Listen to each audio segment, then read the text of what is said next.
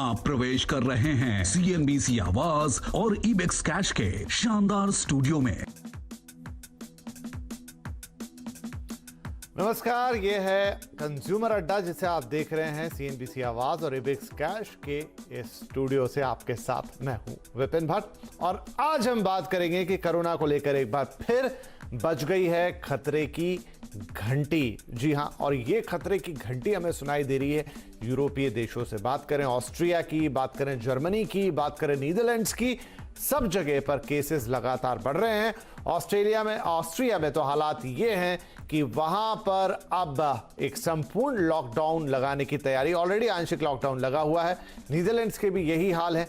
Germany में आपातकाल जैसे हालात है और वहां के जो मुख्य चिकित्सा अधिकारी उन्होंने कहा है कि जहां तक स्वास्थ्य सेवाओं की बात है, देश आपातकालीन स्थिति में पहुंच चुका है। बहुत से हॉस्पिटल्स ऐसे हैं जहां पर अब जगह नहीं है। तो क्यों आखिरकार यूरोपीय देशों के अंदर कोरोना के केसेस इतनी तेजी से बढ़ रहे हैं? और हमने पिछले बार भी देखा था कि पहले विदेशों में केस बढ़े और उसके बाद भारत में भी केसेस बढ़ने की संख्या बहुत तेजी से ऊपर गई। तो क्या फिर ये जो छोटा सा इतिहास है अपने आप को दोहरा सकता है? क्योंकि हम देख रहे हैं देश के अंदर इन दिनों तो बिल्कुल ऐसा माहौल हो चला है जैसे कोरोना कभी था ही नहीं। मास्क ऑलमोस्ट हट चले हैं, सोशल डिस्टेंसिंग पहले भी नहीं थी, अब बिल्कुल खत्म हो चुकी है और लगभग सारे कोविड प्रोटोकॉल अब ताक पर हैं।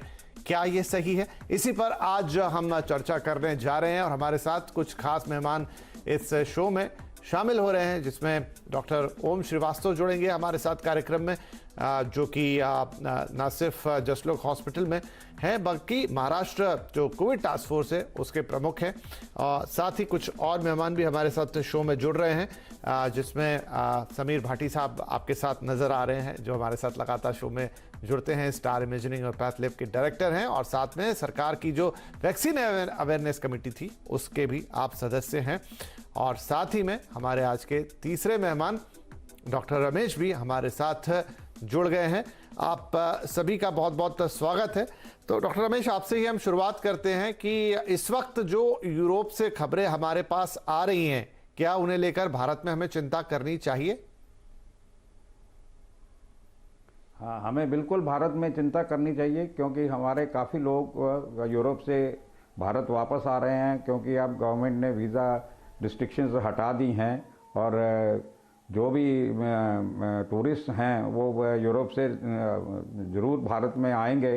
और अगर हमने इसको कंट्रोल नहीं किया और क्योंकि यूरोप में डेल्टा वेरिएंट इस वक्त काफ़ी पीक पे है और उसकी वजह से लोग जो हैं काफ़ी संक्रमित हो रहे हैं कोविड से, और वो लोग जो है कोरोना प्रोटोकॉल को बिल्कुल फॉलो नहीं कर रहे हैं। मैंने ये देखा है कि यूरोप में कोई आदमी जो है मास्क नहीं लगा रहा है गवर्नमेंट की रिस्ट्रिक्शंस के बावजूद। हैंड हाइजीन, सोशल डिस्टेंसिंग का बिल्कुल पालन नहीं किया जा रहा है। और अगर यही लोग भारत में प्रवेश करेंगे तो भारत में कोरोना के बढ़ने के बहुत चांसेस हैं। जी नहीं, आपने बिल्कुल सही कहा कि यहाँ पर जो है कोविड प्रोटोकॉल का पालन बिल्कुल नहीं किया जा रहा है और इसी के चलते ये सभी दिक्कतें होती है। समीर भाई, आप दिल्ली में हैं और दिल्ली के हालात आप देख ही रहे हैं। हम लगातार कहते रहे कि कोविड प्रोटोकॉल का पूरा पालन किया जाए, लेकिन अब भारत में भी लगभग वही स्थिति बन गई है कि न मास्क दिख रहे हैं, न सोशल डिस्टेंसिंग है, हाथ वाथ भी लोगों ने धोना बंद कर दिए हैं। घर में जो सामान आता था अब हम देखते हैं कि जनरली लोग उसको साफ नहीं कर रहे हैं। क्या ये सारी चीजें हमें लीड करेगी? जो कि पिछले साल भी अगर याद करें बड़ा अच्छा निकला था दिवाली, उसके बाद इवन न्यू ईयर तक, लेकिन फिर जनवरी जैसे ही नया साल लगा था हम इतनी बुरी तरह से चपेटे में आए कि निकलने में बहुत वक्त लग गया। बिल्कुल बिल्कुल। देखिए, अब जिस तरह से अभी लोगों को लग रहा है कि हम वैक्सीनेटेड तो हो गए हैं, तो वैक्सीनेशन के बाद जो लोगों के अंदर ये स्पेसिफिकली देखा गया है कि लापरवाही, उनको लगता है कि अब दोबारा हमें इन्फेक्शन हो नहीं सकता और उनको लग रहा है हर्ड इम्यूनिटी इस तरह से आ गई है। स्पेसिफिकली अभी हम यूरोपियन कंट्रीज़ की भी बात करें, जिस तरह से केसेस बढ़ गए और अभी जैसे डॉक्टर दत्ता ने भी बताया कि वहाँ पर जैसे हमारा सेकेंड वेव में डेल्टा वेरिएंट उसका प्रमुख कारण था, डेल्टा वेरिएंट ही अभी वहाँ पे जो कि ज़्यादा ट्रांसमिएबल चल रहा है। अभी सबसे ज़्यादा जो चैलेंज हमारे पास आ रहा है कि हमारे पास जो लोग अभी सेकेंड डोज के लिए लगवाने के लिए भी नहीं आ रहे, जबकि हम बार बार उस चीज़ के लिए बता रहे हैं कि आपको जब तक सेकेंड डोज नहीं लगेगी तब तक आप पूरी पूरी तरह से इम्यून नहीं है। और सबसे बड़ी जो चीज़ है सामने जो हमेशा रहती है, जो फर्स्ट और सेकंड वेव में देखी हमने डिफरेंट तरह की वेरिएंट, आपने देखा कि फर्स्ट और सेकंड वेव के बीच में काफ़ी एक लंबा गैप था नए वेरिएंट के आने में। तो जब तक सब लोग वैक्सीनेट नहीं हो जाएंगे तब नए वेरिएंट आने का चांसेस हमेशा से बना रहता है, वो एक सबसे बड़ा खतरा है। तो इस वजह से हमारा अभी, और बच्चों का भी एक काफ़ी बड़ी पॉपुलेशन है जो अभी तक भी अनवैक्सीनेटेड है। तो इन सब चीज़ों को ध्यान में रखते हुए डेफिनेटली हम लोगों के लिए अभी ये चिंता का विषय तो है। अभी आने वाला टाइम थोड़ा और क्रिटिकल है, तो इसलिए हमें सावधानियां बरतनी बहुत ज़रूरी है। तो डॉक्टर श्रीवास्तव, एक है कि लास्ट ईयर की स्थिति और इस साल की स्थिति जिसका मैं जिक्र भी कर रहा था अभी की लगभग ऐसे ही था कि हमारे फेस्टिवल्स अच्छे गुजरे, लेकिन उसके बाद फिर हम बुरी तरह से लपेटे में आए। लेकिन पिछले साल और इस साल में जो बड़ा और अहम अंतर यह है कि हम वैक्सीनेटेड है, करीब 116 करोड़ डोजेज इस वक्त हो चुके हैं और ये वैक्सीनेशन बहुत तेजी से चल रहा है। लेकिन अगर हम यूरोप में भी देखें तो मेजॉरिटी में छोटे देश हैं और उनकी मेजर पॉपुलेशन जो है वो वैक्सीनेटेड है, लेकिन बावजूद उसके संक्रमण फैल रहा है और कई मामलों में गंभीर भी है। तो ये जो नई स्थिति बन रही है, इससे क्या हम ये माने कि कोई वैक्सीनेशन ऐसा कोई हार्ड एंड फास्ट नहीं है कि अगर एक बार वैक्सीनेट हो गए हैं तो फिर कुछ होना ही नहीं है? देखिए, सवाल आपका 3 हिस्सों में है। पहली बात, वैक्सीनेशन के बाद भी अगर आपको कोविड होता है तो जो अभी दिख रहा है इस समय, आगे चल के कैसा होगा कह नहीं सकते, लेकिन जो इस समय दिख रहा है वो इन्फेक्शन माइल्ड ही है। ऐसा नहीं है कि जिन लोगों को सेकंड टाइम हुआ या थर्ड टाइम हुआ उन लोगों को आईसीयू जाने की जरूरत पड़ रही है या वेंटिलेटर पे जाने की जरूरत पड़ रही है या अनफॉर्चुनेटली जिनका देहांत हो रहा है। तो ये स्थिति अभी नहीं आई। मगर आप, जैसे आपने ऑलरेडी बताया, जो यूरोप से पिछले बार जब यूरोप में संक्रमण शुरू हुआ तब से लेकर के हिंदुस्तान आने में करीब 6 से 8 हफ्ते लगे। तो अभी देखिए, अभी दिवाली को करीब करीब 2 से 3 हफ्ते हुए। मुझको लगता है कि अभी बहुत संभाल के, बहुत सतर्क से रहने की जरूरत पड़ेगी, क्योंकि अभी तो जो मैक्सिमम रिस्क है वो अभी हम लोग के बीच आया नहीं है। इसमें आप यूं देखिए, जैसे आपने ऑलरेडी बताया कि यूरोप में, जैसे फ्रांस है, फ्रांस कहता है कि भाई हमारी 5th वेव ऑलरेडी शुरू हो गई है। जैसे यूके है, जैसे रशिया है, रशिया में करीब 70% लोगों को वैक्सीनेशन दे दिया गया है। बावजूद उसके उनको दिन में करीब 40,000 पेशेंट्स या तो अफेक्ट हो रहे हैं या उनका देहांत हो रहा है, मृत्यु हो रही है। इसलिए ये पैटर्न हिंदुस्तान में कब तक आएगा, कैसा आएगा, कितने रोज रहेगा, इसके लिए अभी मेरे ख्याल से कम आने वाले फरवरी मार्च तक बहुत संभाल के रहने की जरूरत है। ऑलरेडी जैसे बाकी लोगों ने बताया है, एक आरामदेह स्थिति जो लोगों के मन में आ गई है कि एक शॉट ले लिया है वैक्सीन का, अब मुझको किसी किस्म की चिंता नहीं है। इससे बढ़ के भूल नहीं हो सकती है, ये गलती है और लोगों को अपना सेकेंड डोज लेने की जरूरत पड़ती है, लेना चाहिए। और उसके बावजूद आपको अपनी सोशल डिस्टेंसिंग, अपनी मास्किंग, वो सब आपको उस तरीके से करना है जैसे आपने फर्स्ट वेव में किया था। तो ये सारी चीजें आने वाले मार्च अप्रैल तक हम लोग करें और इसका ध्यान रखें कि अगर जो अफेक्टेड पीपल हैं उनको हम लोग वो इलाज दे सकें वैक्सीन के साथ साथ। यही सबसे बड़ा प्रिकॉशन है जी। तो यहाँ वैक्सीन का भी बड़ा इंपॉर्टेंट रोल है। मैं एक बार पहले समीर भाटी साहब के पास जाता हूँ। समीर साहब, अभी एनटीजीआई की बैठक होने वाली 1-2 हफ्ते के अंदर और उसमें 2 बड़े मुद्दे होंगे। एक तो होगा थर्ड डोज या बूस्टर डोज और दूसरा होगा बच्चों का वैक्सीन। मैं बच्चों के वैक्सीन का पहले पूछता हूं, अगस्त से बात शुरू हुई कि बस अब देने वाले हैं, ऑलमोस्ट सरकार की तरफ से भी ऐलान आ गया, लेकिन अब बात आ रही है कि जनवरी में लगेगा, यानी 5-6 महीने। इस पर कोई क्लैरिटी ही नहीं है, आखिर इतना देर क्यों हो रही है इसको लेकर? देखिए, बच्चों के लिए जिस तरह से 2 वैक्सीन हमारी जिनको इमरजेंसी अप्रूवल मिला था, ज़ाइकोव डी और उसके बाद अभी कोवैक्सीन का फाइनल होना था, बट ज़ाइकोव डी के लिए भी ये आ गया था कि पहले हमारे जो कोमॉर्बिड वाले बच्चे, हाई रिस्क वाले हैं, उनके लिए एक लिस्ट जो है जारी की जानी थी और उसके बाद वैक्सीनेशन प्रक्रिया शुरू होनी थी, क्योंकि अडल्ट वैक्सीनेशन के लिए हमारा जो 180 करोड़ का टारगेट था वो दिसंबर तक पूरा होना था। और जैसा हमने देखा कि जैसे ही फेस्टिवल सीजन शुरू हुआ, हमारी जो अडल्ट वाली वैक्सीनेशन ड्राइव थी वो थोड़ी सी कम हो गई किन्हीं कारणों की वजह से, बहुत सारे रीजंस की वजह से। तो पहले टारगेट ये था कि जो अडल्ट पॉपुलेशन है वो पूरी तरह से वैक्सीनेटेड हो जाए। उसके बाद जो है जनवरी से निश्चित तौर पे बच्चों की तो वैक्सीनेशन लगनी शुरू हो जाएगी। जहां तक जो आप बूस्टर डोज की बात कर रहे हैं, देखिए उसके ऊपर अभी उस तरह की क्लैरिटी नहीं आई है। बूस्टर डोज आई थिंक मुझे लग रहा है उसके ऊपर अभी बात चल रही है कि नहीं, ये मैं नहीं कह सकता, बट एक एडिशनल डोज ज़रूरत पड़ सकती है हमारे जो कोमॉर्बिड वाले पेशेंट्स हैं या हमारे जो हेल्थ केयर वर्कर्स हैं जिनकी वैक्सीनेशन ड्राइव 16 जनवरी से शुरू हो गई थी, तो एक एडिशनल डोज उनको लगाने की आगे ज़रूरत पड़ सकती है। ठीक है डॉक्टर दत्ता, क्या हमारे पास इतने दिनों बाद कोई ऐसा डेटा है कि हमें जो वैक्सीन के डोजेस लगे वो हमारे अंदर कितना लास्ट कर रहे हैं, वो कितनी इम्यूनिटी रख रहे हैं, एंटीबॉडीज की संख्या कितनी है, और उस हिसाब से क्या हमें तीसरा डोज चाहिए नहीं, क्योंकि बहुत सारे देश हैं जहां तीसरा डोज लग रहा है या लग चुका है। ये देखिए, भारत एक बहुत बड़ा देश है, 130 करोड़ की आबादी है। कुछ जो लोगों को वैक्सीन लगी हैं अभी, तो कुछ मेन जो है एक फर्स्ट डोज ही लगी है और सेकंड डोज बहुत ही कम लोगों को लगी है, और उसमें अभी तक इतनी बड़ी पॉपुलेशन में हमारे पास कोई डाटा नहीं है जिसपे ये हमें पता लग सके कि ये जो है कितनी इफेक्टिव है और हमें बूस्टर डोज की ज़रूरत है।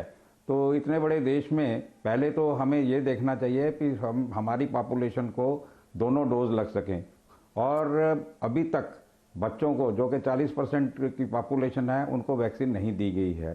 तो वो भी हमें देखना है कि बच्चों को जल्दी से जल्दी वैक्सीनेट किया जाए ताकि हमारी पॉपुलेशन जो है वो पूरी तरह वैक्सीनेट हो सके, और उसके बाद ही हम डाटा कलेक्ट कर पाएंगे। एट प्रेजेंट हमारे पास कोई ऐसा ऑथेंटिकेटेड डाटा नहीं है कि जिससे हमें पता लग सके कि कितनी हमारी वैक्सीन इफेक्टिव हुई है और बूस्टर डोज की ज़रूरत है या नहीं है। ठीक है, बढ़िया। देखिए यहाँ दो बातें निकल कर आ रही हैं, वो ये कि एक तो हमें अपनी जो सतर्कता है वो बिल्कुल नहीं छोड़नी है, हमारे पूरा डॉक्टर पैनल और एक्सपर्ट्स यही कह रहे हैं। दूसरा ये भी कहा अभी डॉक्टर साहब ने कि यहाँ पर ऐसा नहीं हो रहा है कि जो लोग आ रहे हैं जिन्हें दोबारा या तिबारा भी कोरोना हो रहा है, उनके लिए ऐसे हालात बन रहे हैं कि बिल्कुल जीवन मरण का प्रश्न आ जाए, या उनको इतने भयंकर इन्फेक्शन हो रहे हैं कि एकदम ऑक्सीजन चढ़ाने की या आईसीयू में ले जाने की स्थिति बने। लेकिन वही है कि इन दोनों के बीच में संतुलन कैसे सधेगा। ये बहुत अच्छी बात है, चलिए, कि हमारे वैक्सीन काम कर रहे हैं और उतने गंभीर पेशेंट्स अभी तक देखने को नहीं मिले हैं, लेकिन क्या आने वाले वक्त में भी ऐसा ही रहेगा, कि एक बड़ा सवाल होगा। तो एक छोटा सा ब्रेक लेते हैं, क्योंकि अभी भी हम फेस्टिव सीजन के दौरान ही हैं। अभी क्रिसमस, न्यू ईयर तक शादियां अभी, और देश में एक बहुत बड़ी तादाद में 25 लाख से ज्यादा शादियां हैं इस 1-1.5 महीने के अंदर। तो उन सब से क्या कुछ निकल कर आ सकता है। एक छोटा ब्रेक ले रहे हैं, ब्रेक के बाद ये बड़ा सवाल उठाएंगे।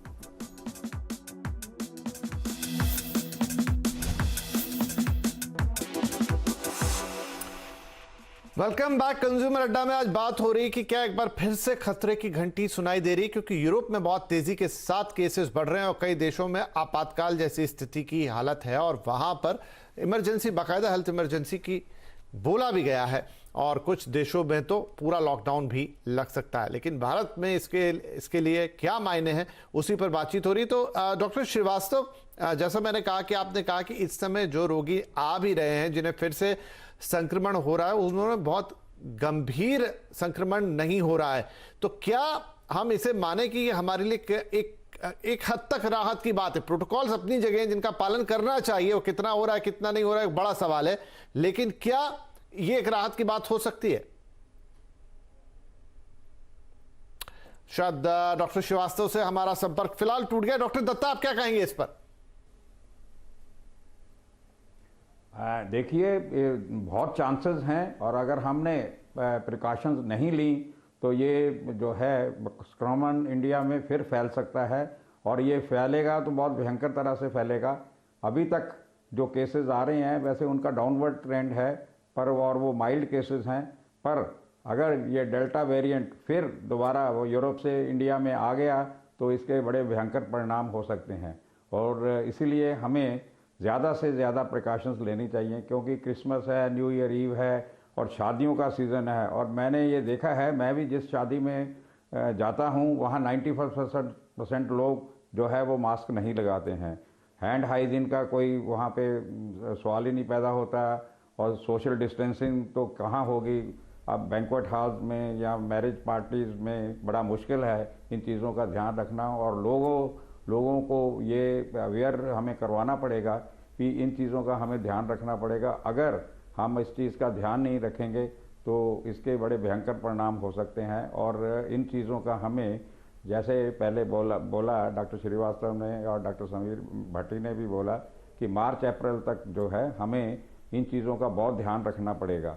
अगर हम ये 5-6 महीने अच्छी तरह निकाल ले रहे हैं तो इसके चांसेस कम हैं, और अगर हमने ये ध्यान नहीं दिया, इसके ऊपर लापरवाही की तो बड़ा मुश्किल। नहीं, आप सही कह रहे हैं डॉक्टर साहब, चाहे शादियों की बात हो, चाहे आम जनजीवन की बात हो, बिल्कुल मास्क गायब हो चले हैं। होते भी हैं तो लोग लगाते नहीं है। हैंड हाइजीन, जैसा मैंने कहा कि पहले तो लोग काफी ज्यादा अपने हाथ साफ करते थे या चीजें बाहर से लेकर खाते थे, या मतलब तमाम जो एक जनरल लाइफ होती है, लेकिन अब सब जगह वो प्रिकॉशंस धीरे धीरे जाते हुए लग रहे हैं। पहले भी हमने ये चेताया था पिछले साल भी, लेकिन वैसा कुछ हो नहीं पाया, अफसोस की बात है ये। लेकिन हमें ये नहीं भूलना चाहिए क्योंकि एक लहर हम बहुत खतरनाक देख चुके हैं। समीर भाटी साहब, एक ग्राउंड चेक मुझे दीजिए आपकी, तो क्योंकि पैथ लैब है, क्या नए केसेस जो संख्या है टेस्टिंग के लिए वो बढ़े हैं हाल फिलहाल में थोड़े बहुत भी, एक सिर्फ जिससे एक आइडिया लगाया जा सके, या उनमें पॉजिटिविटी की चीज बड़ी है? हालांकि जो हमारा एवरेज निकल रहा है लास्ट 45 डे का वो तो अच्छा है देखने सुनने में, लेकिन ग्राउंड पे क्या हो रहा है?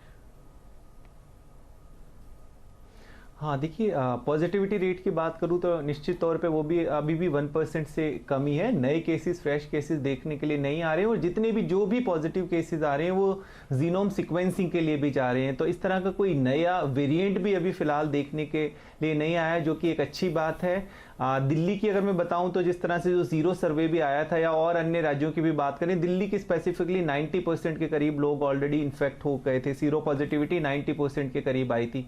तो ये सब तो बिल्कुल एक पॉजिटिव साइन है। और इसके अलावा हमारे जो वैक्सीनेटेड वाले लोग भी थे उनके अंदर भी कोई बीमारी की गंभीरता नहीं देखी गई। सिर्फ जो अभी कंसर्न है वो यही रहा है, जैसा हम यूरोपियन कुछ कंट्रीज के अंदर देख भी रहे हैं कि हमारे बच्चे और टीनेजर्स स्पेसिफिकली उनके अंदर भी जो है इन्फेक्शन और ये सब देखा गया है। तो भारत की स्पेसिफिकली मैं बात करूं तो हमारा अभी एक ये वाला काफी बड़ा जो है संख्या है जो अभी अनवैक्सीनेटेड है, क्योंकि यूरोपियन कंट्रीज में भी जो अनवैक्सीनेटेड लोग हैं जिनमें वैक्सीन हेजिटेंसी, उन लोगों के अंदर ही बीमारी की गंभीरता या हॉस्पिटलाइजेशन वगैरह देखा गया है। और वहां पर भी जो रिलैक्स्ड हुआ है इनमें रिस्ट्रिक्शंस वगैरह की वजह से, क्रिसमस मार्केट्स की वजह से, तो वो सब चीज़ें हमें डेफिनेटली बाहर की कंट्रीज से सीखनी पड़ेगी कि हम भी यहाँ पर इन चीज़ों को स्पेसिफिकली अभी फिलहाल, जैसा कि हम विंटर्स में देखते हैं जब रेस्पिरेटरी डिजीज भी बढ़ जाती है और स्पेसिफिकली जो हमारा ट्रांसमिशन है वो विंटर्स के अंदर थोड़ा बढ़ जाता है। इन सब चीजों को देखते हुए हम लोगों को अभी रिस्ट्रिक्शंस को अपनी ध्यान में रखना जरूरी है। जी, पर विडंबना यही है कि अभी क्योंकि केसेस बढ़ नहीं रहे हैं, ऐसा आसपास कोई माहौल नहीं है, लोग 1-1.5 साल से इस पूरी चीज की गिरफ्त में थे, तो फिलहाल तो अफसोस के साथ कहना पड़ता है कि रिस्ट्रिक्शन या प्रोटोकॉल को कोई कहीं फॉलो नहीं कर रहा है। मास्क नदारद है, हैंड हाइजीन नदारद है, सोशल डिस्टेंसिंग नदारद है, लेकिन स्कूल खुल चुके हैं, शादियां हो रही हैं, पब्लिक प्लेसेस पे आना जाना हो रहा है, पब्लिक ईटिंग हो रही है, मतलब वो सारा काम जो रूटीन में होता था वो सब हो चला है। अब क्या ही कहें इसके बारे में कि हम आपको बार बार चेता सकते हैं, बहुत हार्ड एंड फास्ट नहीं, लेकिन जो बेसिक प्रोटोकॉल है अगर उसका पालन कर लिया जाए तो कोई ऐसी बुराई नहीं है। अब आप अपने ऑफिस भी जा रहे हैं, सारे काम भी कर रहे हैं, लेकिन अगर ये प्रोटोकॉल आप फॉलो कर लेते हैं तो आने वाले किसी खतरे से हम बच सकते हैं। वैक्सीन मान लिया आपको लगी, लेकिन बहुत सारे लोग अभी भी बाकी हैं जिन्हें वैक्सीन नहीं मिली है, तो उनका भी ध्यान शायद हमें ही रखना पड़े। बहरहाल इसी उम्मीद के साथ कि हम थोड़ा बहुत ही सही लेकिन प्रोटोकॉल्स का ध्यान रखेंगे, क्योंकि देखिए दूसरे देशों से घंटियां बज रही हैं। तो मैं अपने सभी मेहमानों का धन्यवाद देता हूं और सभी दर्शकों से निवेदन रहेगा कि प्लीज प्लीज प्लीज प्रोटोकॉल्स को ध्यान में रखें और जहां जरूरत है वहां उनको बिल्कुल फॉलो करें। आप सभी का इस कार्यक्रम में जुड़ने के लिए शुक्रिया। नमस्कार।